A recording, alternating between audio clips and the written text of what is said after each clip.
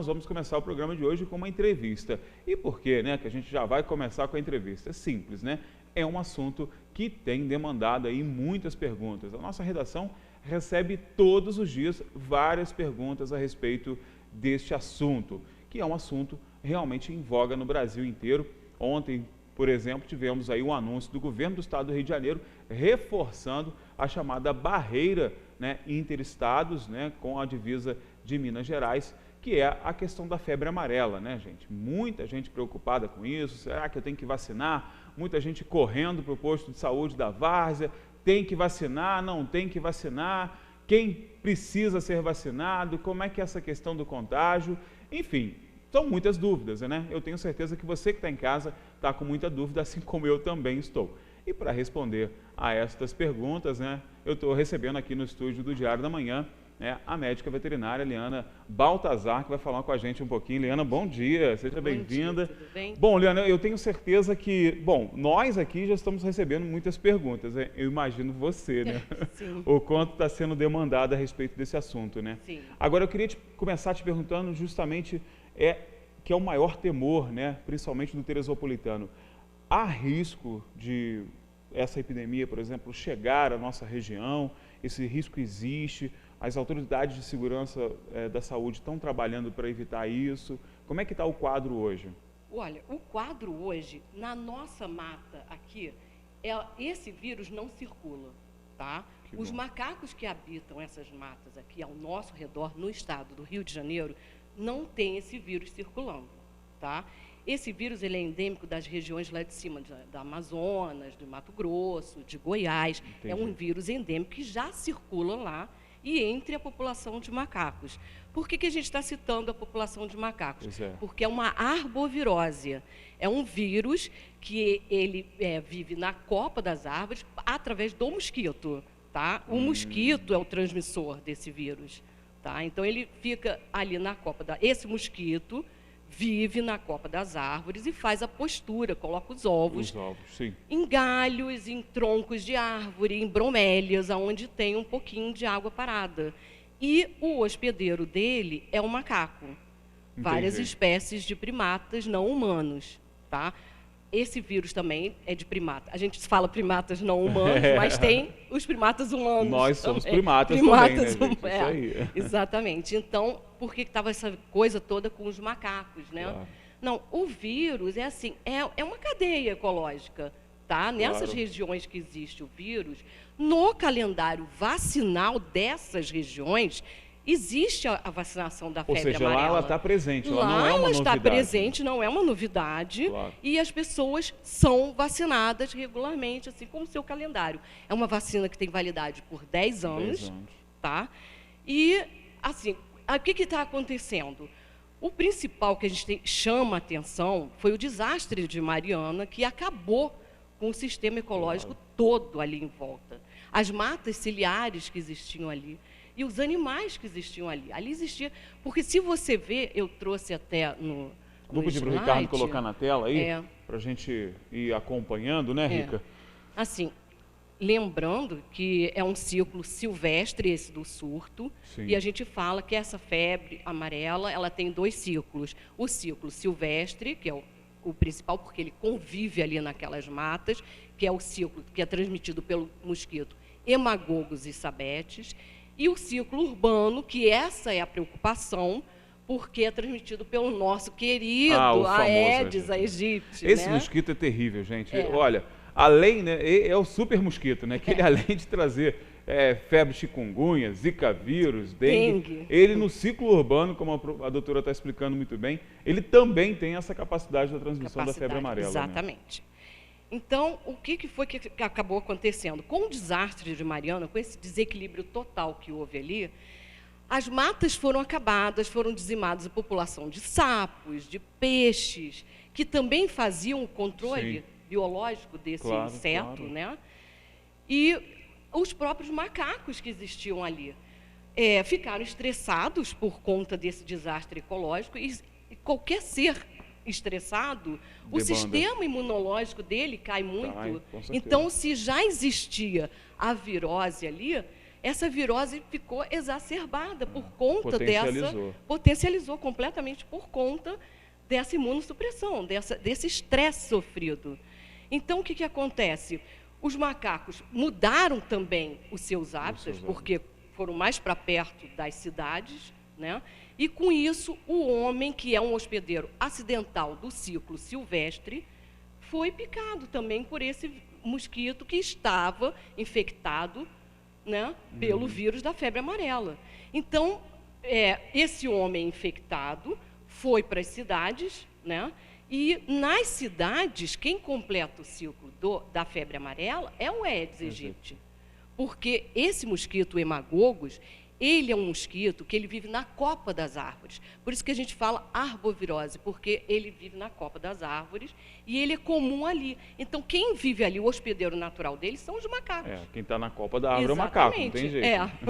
Então, são os macacos, só que é um vírus, assim, ele não é letal. Sim. Ele não é para ser essa coisa da mortalidade, igual uma ebola, igual o próprio Zika, que matou um monte, o próprio chikungunya, não. Eu acho que essa confusão, doutora, se deu muito porque na época em que a febre amarela, né, apresentou essa questão, né, da característica epidêmica, nós tínhamos uma outra saúde pública, né, aqui no país. Exatamente. Então, as dificuldades instrumentais eram tamanhas que a febre amarela, mesmo, né, com essa facilidade que nós temos, nós não tínhamos a facilidade de hoje no tratamento, né, na resposta de epidemia. Sim. Então, era uma outra época, por isso que ainda há essa percepção de que é algo letal, que é algo perigoso. Isso. Não é leve, né? Não, é perigoso. Perigoso, assim, Só que se você vê realmente a porcentagem, não chega nem a 50% de letalidade.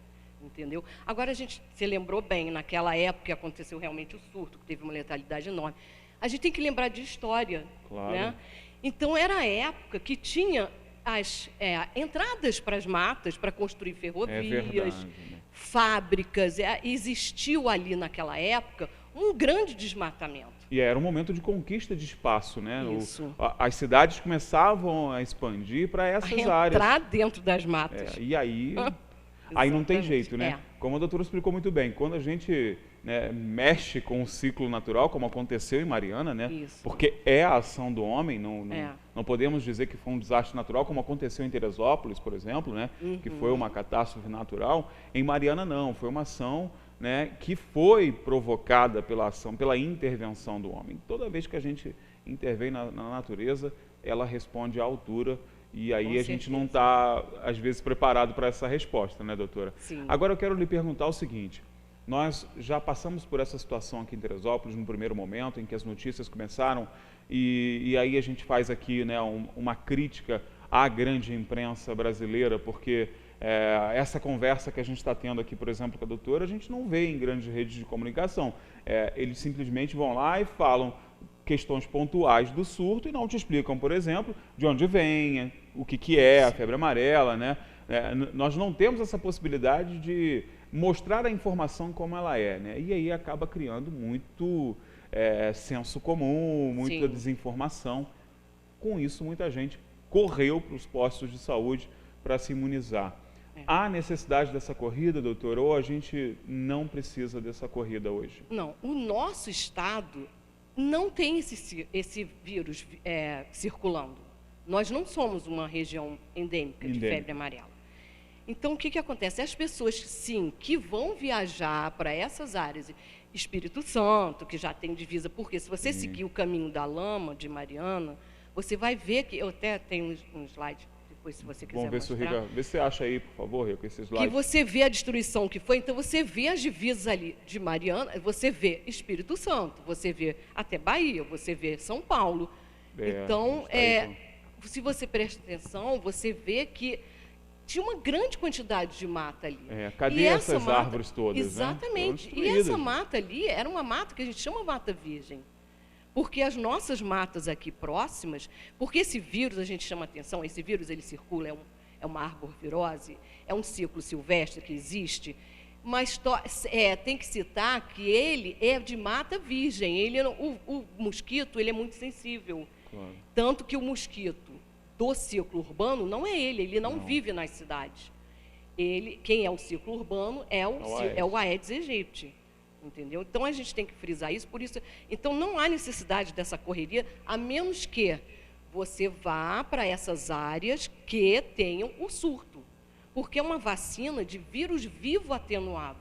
Sim. Então, a gente lembra isso, você vai ficar com um vírus vivo atenuado no seu organismo e você não vai ter contato com esse patógeno, né? Com essa... E aí você imagina... Exatamente.